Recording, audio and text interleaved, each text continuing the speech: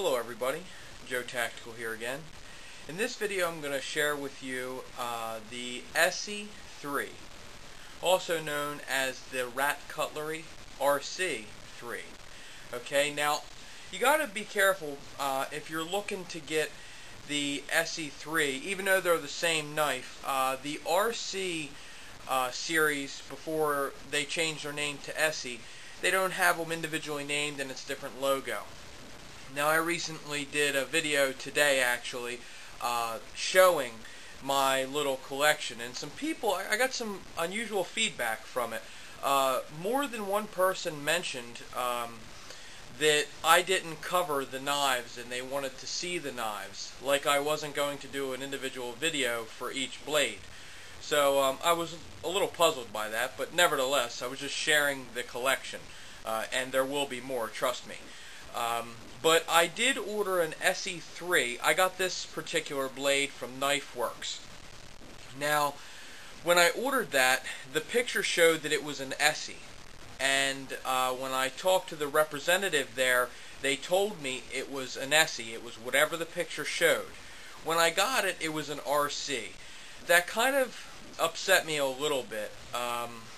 Basically, I justify it by, oh well, I guess I'll have to buy another one at some point.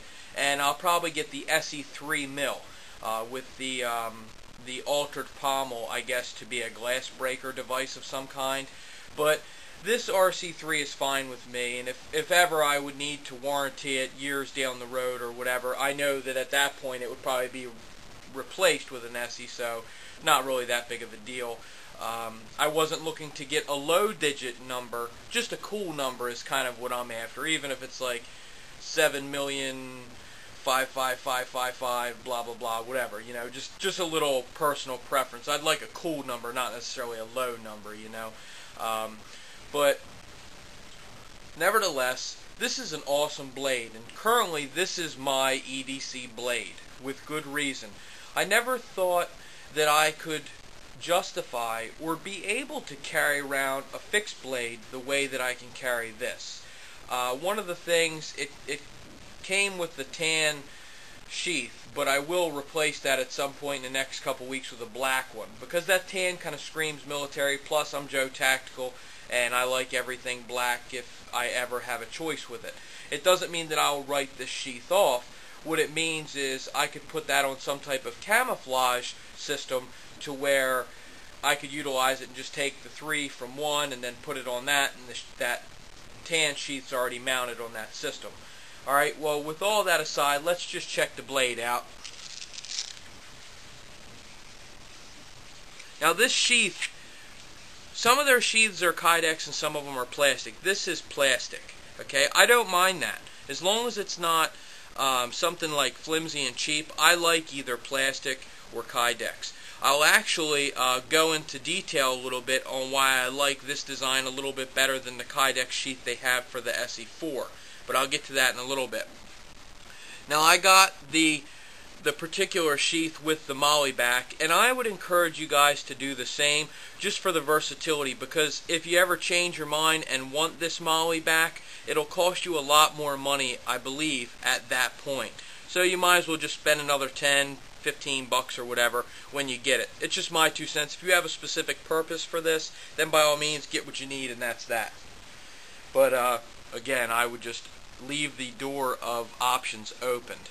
Alright, we're going to check out the blade, and I'll probably get back to the sheath a little bit. Now this is, like all their knives, is 1095 high carbon steel, really good outdoors bushcraft type of steel. The only limitations that I really see it having would be you have to keep it oiled up. You can spray it WD-40. Some people use vegetable oil if they're going to use the particular blade for food processing, whatever. It's got the micarta handles, and I know my camera just won't do it justice, so I won't even try. I am in the works of getting a better camera, by the way. But everything on here is lined up perfectly. I mean, you could just sit here with a blind eye and just rub your finger across it, and it just matches up perfectly. A couple people have mentioned the finger choil here to choke up on the blade as being dangerous, and you could get cut on that a little bit. That is true. but the way I see it, if I was in need of choking up on the blade, I would be very careful and precise with whatever I was doing and just have a little common sense. Would it be nice if it was a little bit different? Yeah, I don't really mind it. So I don't have a problem with it. I wouldn't make that any type of negative hit against the blade. I also like how the micarta darkens up. Like when you grip it up a lot, you'll see that it starts darkening. I really like that and hope and at some point it'll be dark like black, because I like all black stuff. I heard some other people complain about the green liners in that, and I'm a type of person, I really like just everything black and plain. I kind of like the green liners, and I thought that I wouldn't, but I kind of like it. It's kind of like a trick little setup on there, and I like that. Also, it's got the lanyard hole, and unfortunately this doesn't have a number, so, you know, because it's a RC. Otherwise I would tell you what the number is, but it's made in America. It's got the Rowan name on there, and I really like this crinkle powder coat that they put on here. Very nice and resistant. Really, really good, long lasting, and it really looks nice.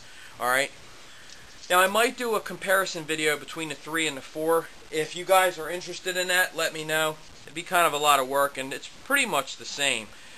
Overall, you're looking at about 8 1/8, give or take, and the sharpened blade portion is about 3 1/4, just roughly, and the blade, not included just the sharpening, but the whole blade is just under 4 inches.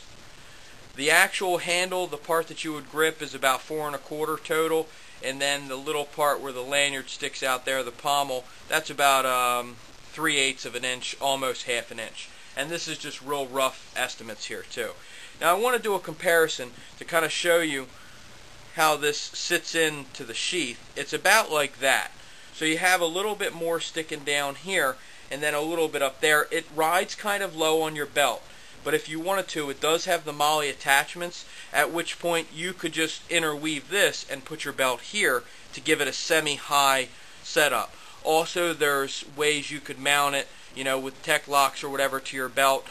There are more secure ways. I would suggest to you, if you're going to use tech locks, to reinforce them to stay closed with a zip tie. You can get a little creative on that. If you're curious about what I'm talking about and have a hard time mounting, please, by all means, ask me questions. I'm not military, I'm not law enforcement, and I'm not an expert, but I will tell you that I have had a reasonable amount of success for mounting on belts and molly gear and stuff like that. So if you're curious about that, I mention it in some of my other videos, but just let me know and I'll do what I can.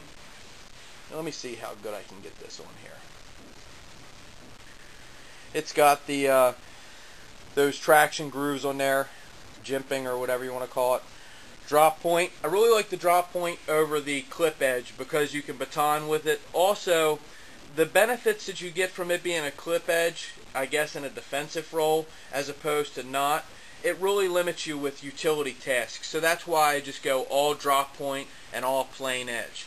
And I mean, just feeling these knives, anybody out there that has an ESEE and they hold it in their hand, they know that that's where it's at. And for me, it's pure perfection. I'm very happy with it.